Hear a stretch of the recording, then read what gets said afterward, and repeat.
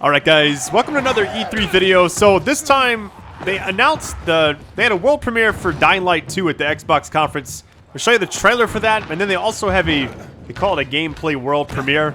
So I guess it's technically in-game footage and everything. So kind of react to it, I'm going to show it, then kind of talk about it, and kind of compare it to the first game a little bit with my thoughts and everything. So hope you guys are doing well. Thanks for all the support. If you're excited for this game, just destroy that like button, and let's do this, guys.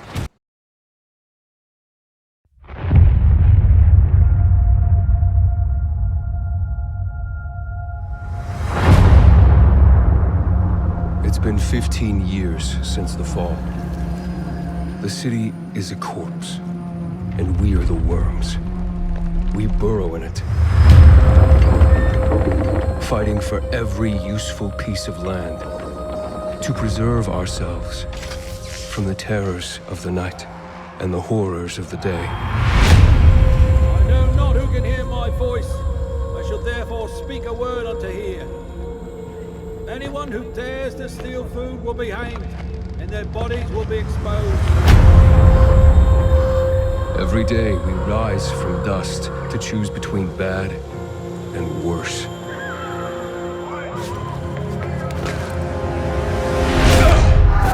Get him! You're dead now!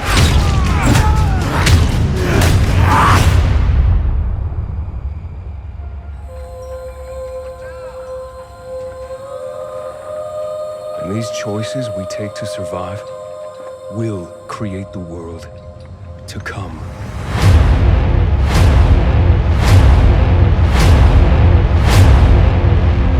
You know the drill. Get to the nearest safe house and wait until dawn.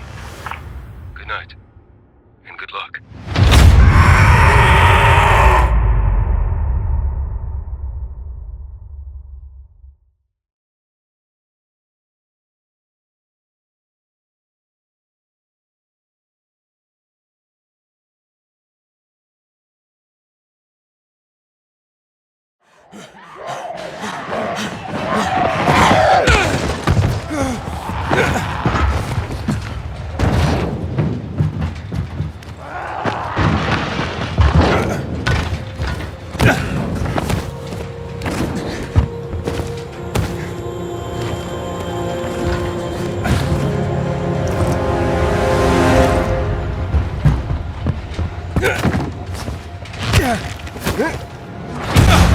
Dying Light 2 features a functioning ecosystem that reacts on multiple levels to the things you do and the choices you make. In the example we're about to show you, our protagonist undertakes a mission for the Peacekeepers, one of the many factions active in the city. They want you to negotiate with two survivors who are controlling and hoarding a water supply. Are you going to insult us with another final offer? Let's say you choose to carry out the Peacekeepers' orders, one way or another. Stay back! After this, you'll start seeing a significant change in the city, as access to the water supply has allowed the Peacekeepers to bring stability and develop the area. There's even running water for the people at street level. And that raises their morale and allows you to replenish your energy on the go. But there's a cost to this. I know not who can hear my voice. The PKs have a rigid approach to law and order. Anyone who dares to... So while the streets may be safer, it's only safe for those who side with them. So if you get on their bad side... Now let's return to that moment of choice. And instead of killing them, you choose to team up with this group to supply water in the black market. As you will see, this creates a very different set of consequences for the city. With water being a precious currency, it brings you access to new resources and trade. But this in turn attracts the worst type of people to the area.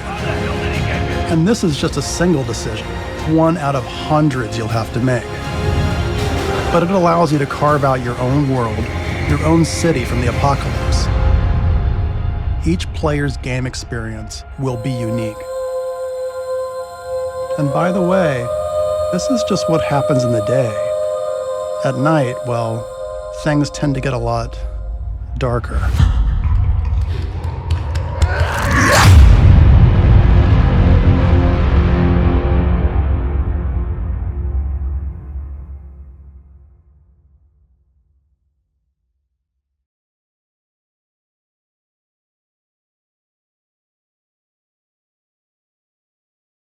All right, so the guy did a fantastic job narrating.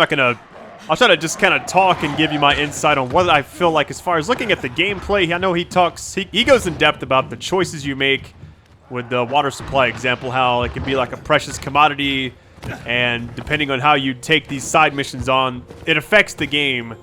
He said like during the day. I know they're trying to push that nighttime thing on you. So, parkour looks amazing.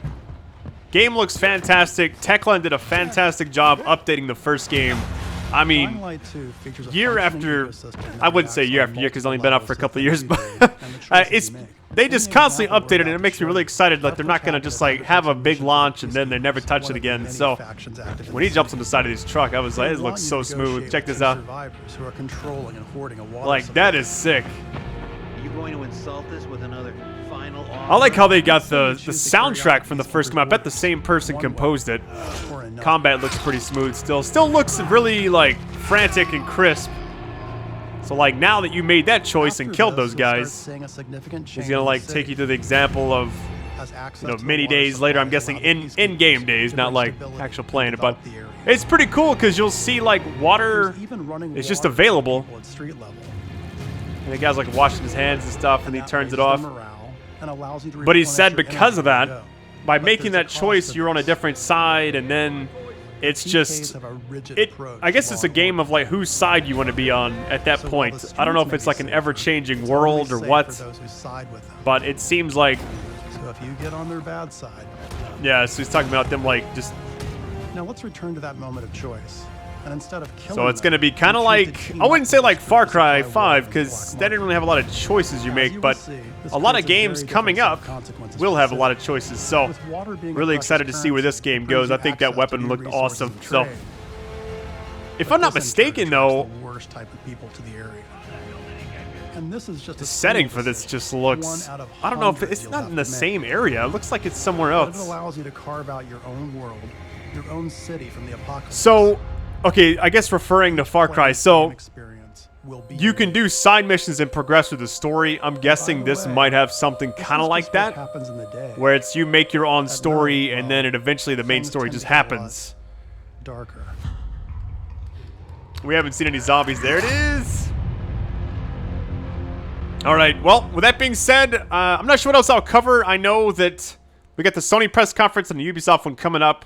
I may do more videos on anything I saw on Xbox, but I love you guys. I'll check out the comments and see what you'd like me to cover. And take it easy.